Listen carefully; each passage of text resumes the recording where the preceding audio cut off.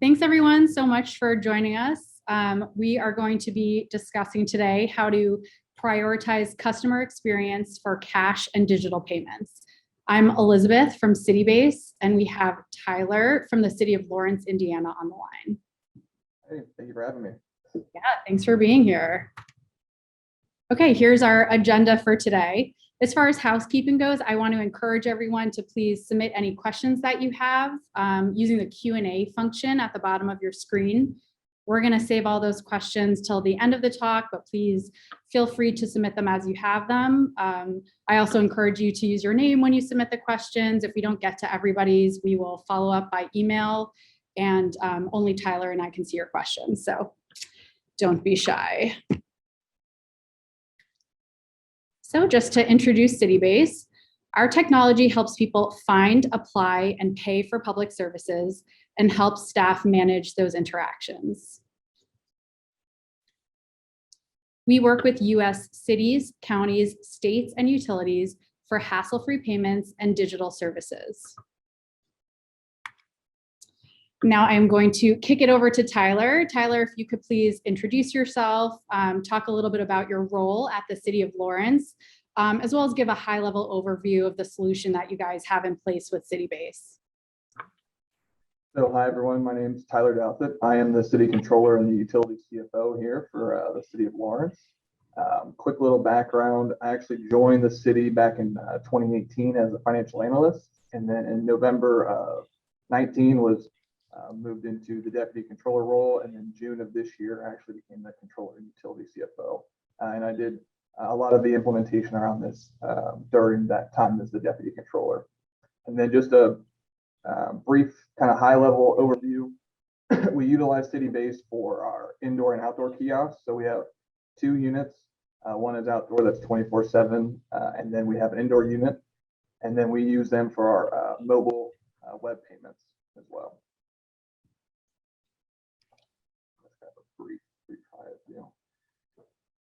Yeah, these are our the outdoor and indoor unit, and then our indoor unit is actually going to be moved to a new 24/7 location as well. That is our very sweet looking picture of our outdoor unit. Great. All right. So looking back at December 2019, I know that's when you guys started considering procuring payment kiosks. This was before the pandemic. Can you talk a little bit about what the city had in place and what you were trying to change about it and why? So for us, we wanted to make sure that we had a 24/7 way of taking cash and then allow our billing office to focus more on the customer service experience. And then this is pre-pandemic, so this is kind of good timing, all things considered. Another big pain point for us is our web solution that we had at the time that wasn't very mobile friendly. And I've even, can you hear me okay? Yeah, I think so. On the web solution, it wasn't really mobile friendly. So even to the point where if you wanted to use your phone, you would have to turn it sideways and kind of zoom in to log in. So that was kind of a big pain point for us. So we were kind of looking for something that was mobile friendly, and then the kiosks for us were huge just to add an extra layer of customer service. Great. So as you were evaluating different kiosk solutions, what did you realize were some of your top priorities? And then why did you eventually end up selecting Citybase kiosks? So we had two number ones that were absolute must-haves. The system had to be fully integrated with our ERP, meaning no import files. We wanted everything to hit in real time. And then the other one was it had to take cash. Those were our two absolute tops. We had some kind of other wish list items, but for us, we absolutely needed to have those. It made the most sense to have a system that could fully integrate, and we've seen a lot of import file integrations that aren't necessarily true integrations. So we really wanted to nail that down and make sure that these payments hit our accounts, our customer accounts in real time, so they could feel confident that those were truly being taken and weren't kind of feeling unsure of their payments. Yeah, that's great. Well, so I know that once you had the kiosk live for a few months, you decided to also bring web payments live on the same Citybase platform. Why did you decide to make that change? For us, it was about kind of the ease of workflow. And then once we were integrated, it was pretty, I'd like to say easy for us, but I think it maybe was maybe more work on your guys then, but it felt like more of a flip of the switch type situation where you're already integrated. The revenue dashboard was a one-stop shop for us. So it made sense to bring in this web friendly solution that we could offer to customers. So for us, it made the most sense. And then it also helps speed up our bank reconciliation process, having those in one place. So as the more we get bundled into the revenue management dashboard, it's a quicker kind of snapshot of where we are for the day. So bank reconciliation is much faster with that. So I know you wanted to show the payment flow on the new solution. Let me just share that. Okay. So if you want to just walk us through kind of the process that a customer would see as they're going through the payment solution.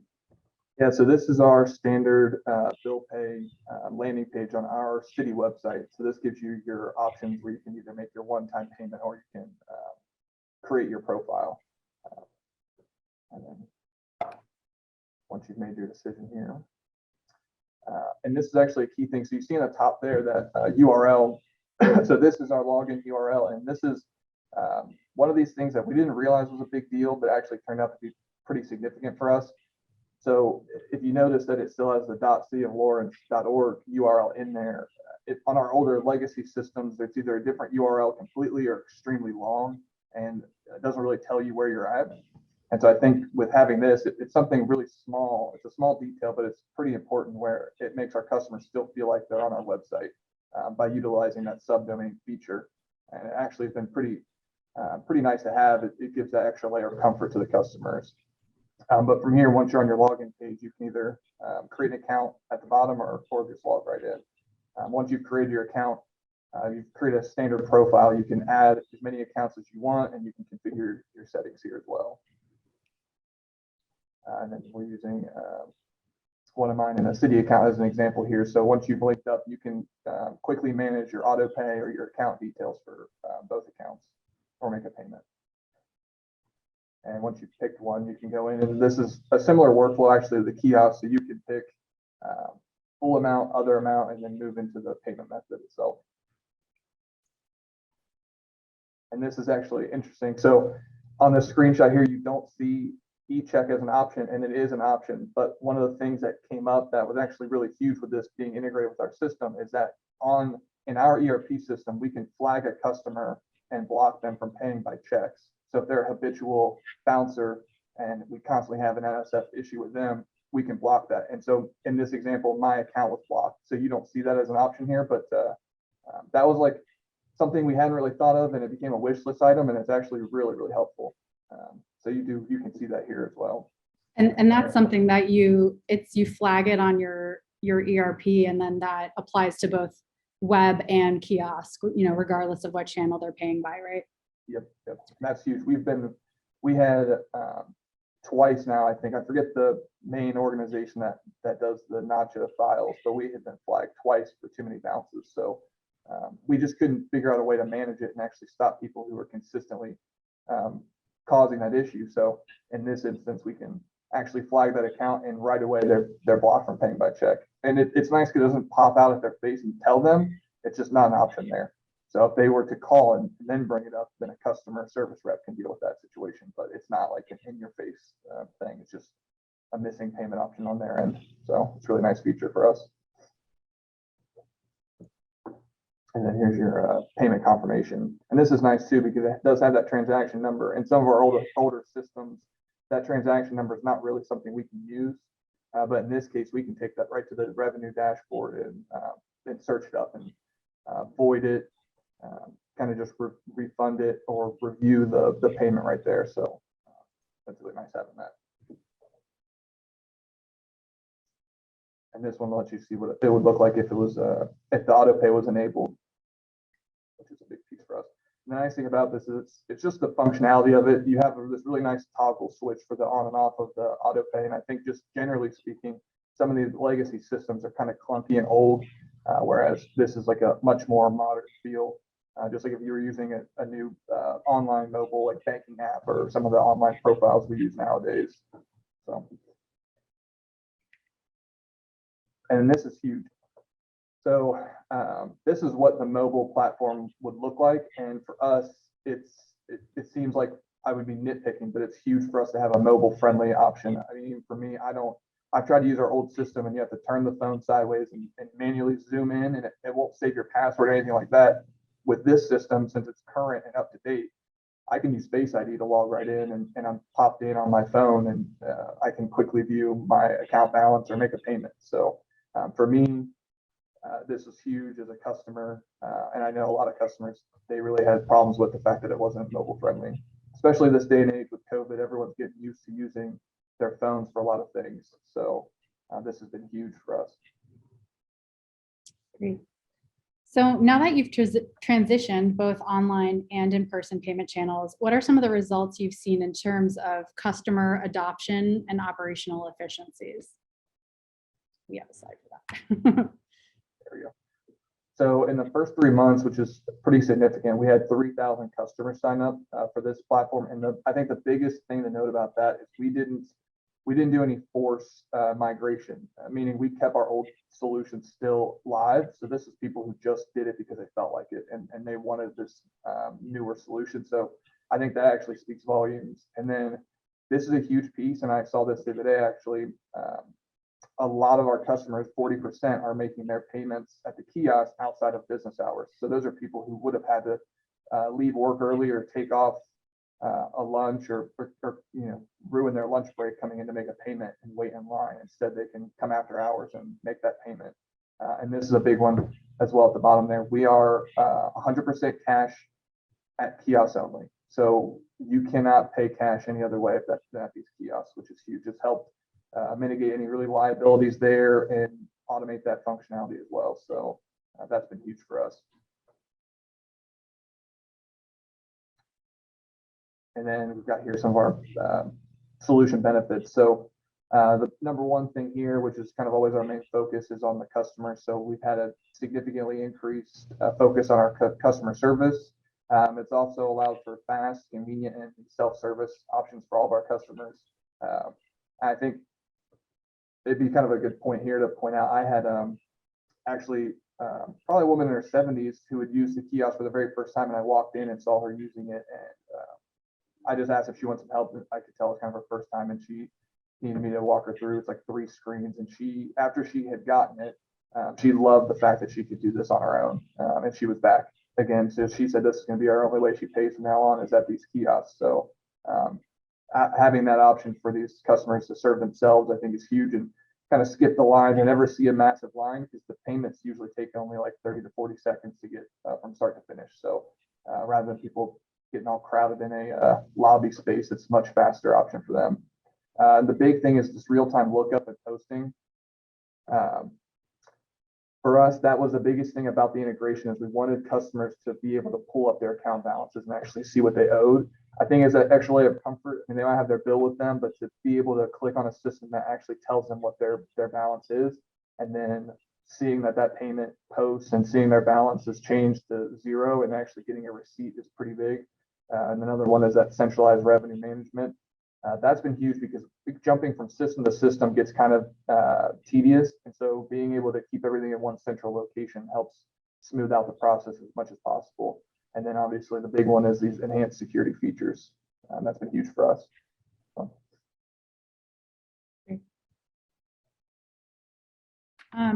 So now we're going to get to kind of lessons learned for everybody else on the call. So for other utilities and local governments considering a similar payment solution, what are some of the best practices that you've learned, some things that you maybe wish you knew before you started this process, or want to impart on other people who are interested? If this is something, any new system really that you're rolling out, whether it's web or kiosk solutions, I would have a list of your non-negotiables. And so for us, it was the integration and the cash payment feature. So, I mean, and you have to really nail that down and be specific. So integration, you can get a lot of people who will try to sell you on these import files, and we were not interested in doing anything like that. We were more focused with, we know we have this API that can be utilized, who can leverage that. And so for us, having that list of non-negotiables is significant for us. So I would definitely be keen on that one. I think integration as much as possible to help automate is a big takeaway. The other one is making sure that you kind of get all your stakeholders involved, talking with the end users, what on your end, and kind of view yourself as a customer and see what that would be like to really help find the perfect solution, and understanding that maybe not every solution is always going to be 100% perfect. But what is the best situation that you can come up with for your customers, and making sure you kind of review that and understand your primary goals, and then staying focused on those goals is huge to being successful in a rollout like this. Great. Okay, I want to start reading out some of these questions that we have from the audience. So one that we got is, what if your customer doesn't have an email address or access to a computer? How would they pay for their utility bill? With the kiosk, they can just come up with their bill. So if they're still receiving a printed bill, they can show up and just plug their account number in. And then if they want a receipt at the end, they can get it texted to them or get a printout. So if you don't have an email, that's okay. With the kiosk, you don't need to get an email receipt. That's just an option. Yeah, you don't have to have it. Great. So what is a feature of the city-based web or kiosk solution that you weren't necessarily looking for, but now you wouldn't want to live without for either your staff or for your customers? I will be a little self-centered here, and as a customer, it's the Face ID. When I get on the mobile version and I can just quickly look at my phone like everything else, and it pops up, I'm like, this is just nice to be in this day and age, kind of up to date. So as a customer, that's my biggest thing. I'm sure other customers are more focused on the fact that they can come in after hours. But for us on the end user side, on the utility side, a big thing that we hadn't walked in expecting to have was the ability to block those e-checks. So for us, I don't think I can stress enough how important that is. We've talked with other vendors before about trying to offer that feature, and it was kind of just an idea that we didn't think anyone could pull off, and then we have it. And so for us, it's actually really significant being able to have that, and where you don't have to jump to the city-based platform and do any configuration there. It's in our current ERP system. I can just go to an account, a customer's account, and pull that up and block it if I need to. So I think that's huge. It's for us as a hidden feature. We weren't sold on or anything like that. It just came up, and it's really, really beneficial for us. So here's a related question. What is your ERP system? What is our ERP system? Yes. We use New World ERP through Tyler Technologies. Great. One of the things I know we had talked about before about having that real-time integration was both the confirmation for customers, but also the fact that if they were to go ahead and look up their account balance again right away, it would show that their balance was zero, or would show that partial payment reflected. Have you guys found that you've received, fewer inbound calls from, customers wanting to check on the status of their bill? What has the staff experience been in terms of dealing with customers who are either paying in person or online? That's a good question. I wish we had a phone tracking system for that. Yeah. I think generally speaking, I could say that our call volume has gone down on some of those just general questions. So I think that on our end, we really haven't received any questions asking to confirm the payment on the kiosk. So I think that's kind of a big piece of it. So knowing that it's hard to track the actual number of calls and how that's come down or not. The big thing is knowing that I haven't really heard any real phone calls about people checking in on their kiosk payments. And so in our world, no news is good news. So if people aren't calling to confirm it, it's because they feel comfortable with it. So I think that's been significant. And so all those customers because we've closed our lobby permanently, so no one's coming in. So we've definitely seen customers can become a lot more comfortable with that. And I'm kind of surprised, actually. You would think you get a lot of confirmation calls like, hey, I just want to make sure my bill was paid. And but we really aren't really seeing that. So that's good. So we have one question, a clarifying question. You had mentioned that you were moving the indoor kiosk outdoors. I know that's not quite what you guys are doing. Can you explain a little bit more how you're going to be moving the indoor kiosk and where and why? Mm-hmm.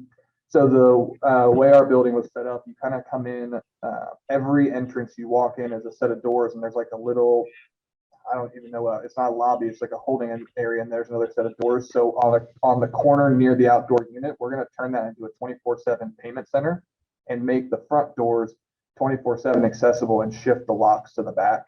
So then the indoor unit will always be inside, but it'll be 24/7 accessible. So whether it's raining or snowing, I know people could drive up to the outdoor unit, but rain and snow still finds its way into the car sometimes. So I could see customers who maybe want to get out and walk in and stay in the warmth and deal with it, especially if they're a little bit older. It might take more time to do all the clicks. So for us, it's like, if we can offer it, why not? So we're going to try to make sure that we have that indoor unit is 24/7 accessible, especially going into the winter here. So that's a big push we're having in the last final moments. But yeah, we're trying to work with a couple of vendors to do that. So hope that kind of helps clarify. We have another kiosk placement question, which I think I can help partially answer. So all of your kiosks are on site at the City of Lawrence, right? So well, here, I'll just ask the question as it's stated. Do you provide any walk-in payment options at retail establishments like grocery stores or convenience stores? We don't. It has been something that we had kind of considered, but we haven't really went down that avenue yet. But the big thing here is that we already had, so this building has a little bit of history to it. There used to actually be a drive-up window when utilities was here. Then they moved, and we still had this drive-through lane. So for us, it made sense to put this outdoor unit, kind of like an ATM where it's a drive-up option. So I think that one's been fairly convenient for customers. So we haven't really pushed too much to get out to those retail areas, but it's not something that's outside of the realm of possibility right now.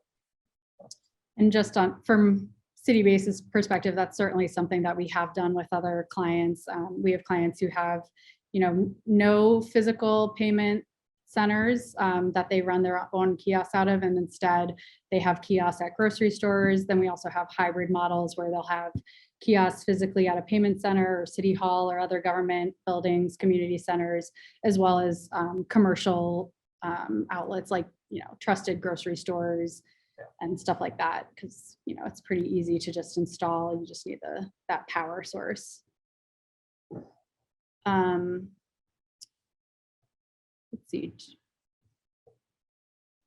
So something on customer service. So has the city been able to reassign or hold vacant positions in the collector's office due to the use of this technology? So, people who were cashiers previously, are you still working with them, and what are their roles now at the city?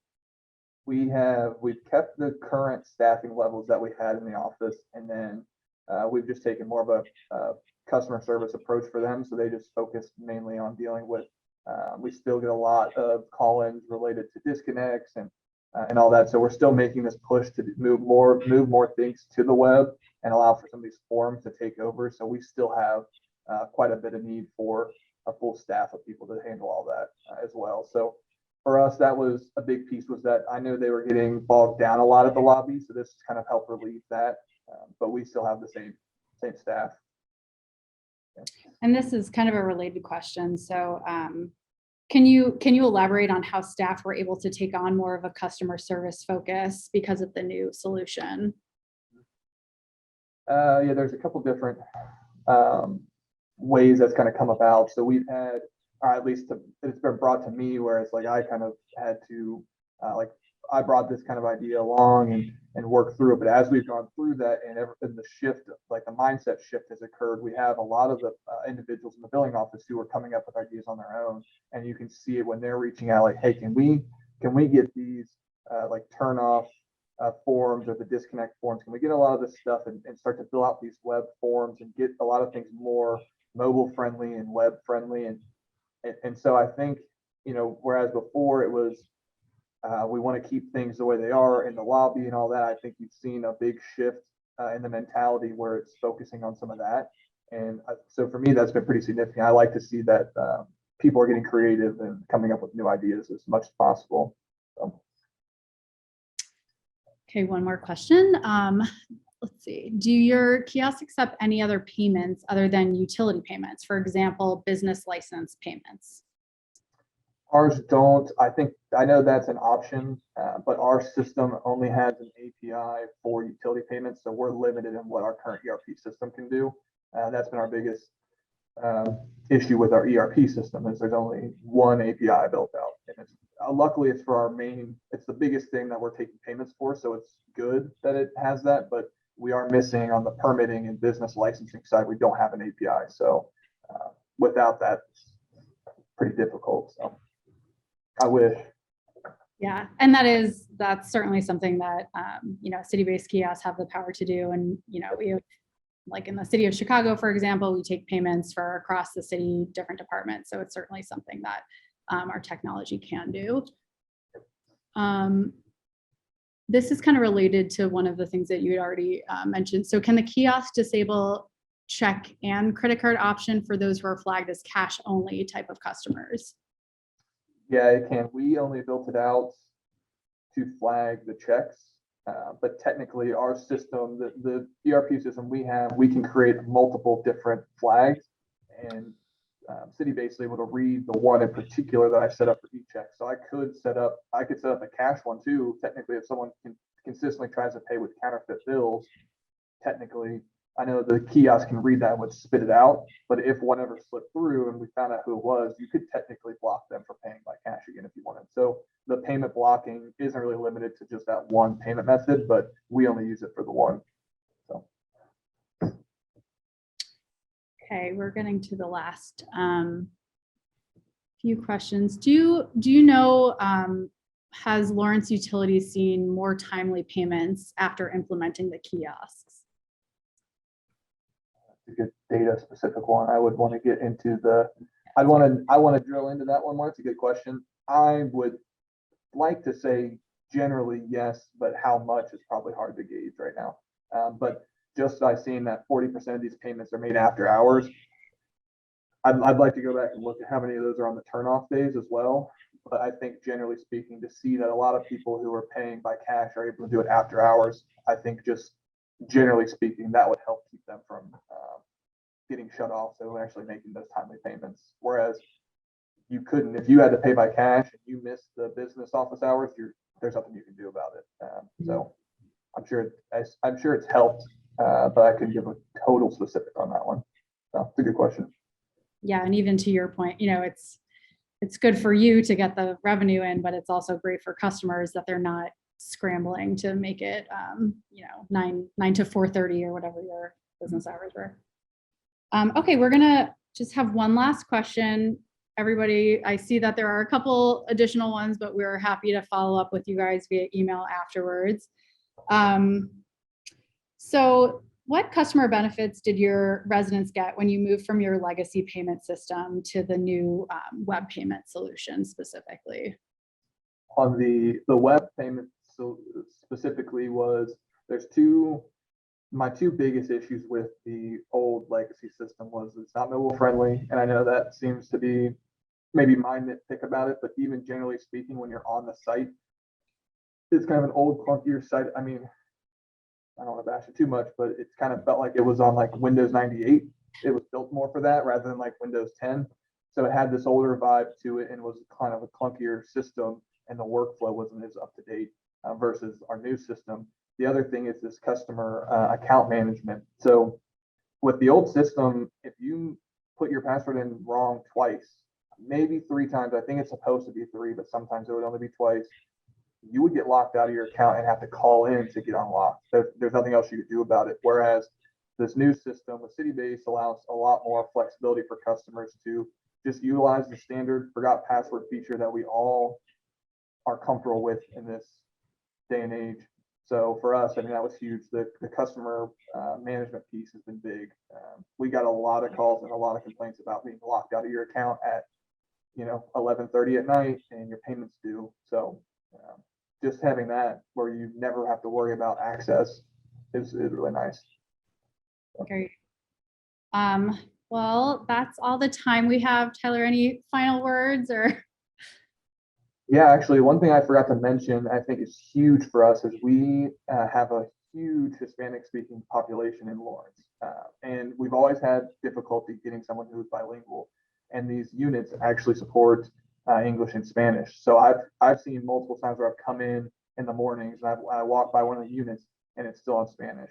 So for us, I think that's another customer service feature that we've kind of always struggled to hire as many people as we can that are bilingual, but now we don't have to stress out about it as much because we have an option that's out there. So I know I forgot to mention that earlier, but for me, that's been a big piece with the kiosk. And it wasn't something we had, it wasn't our number one must have, but it was still on the list of things we'd like to have. And for us to have that has been really, really beneficial. So.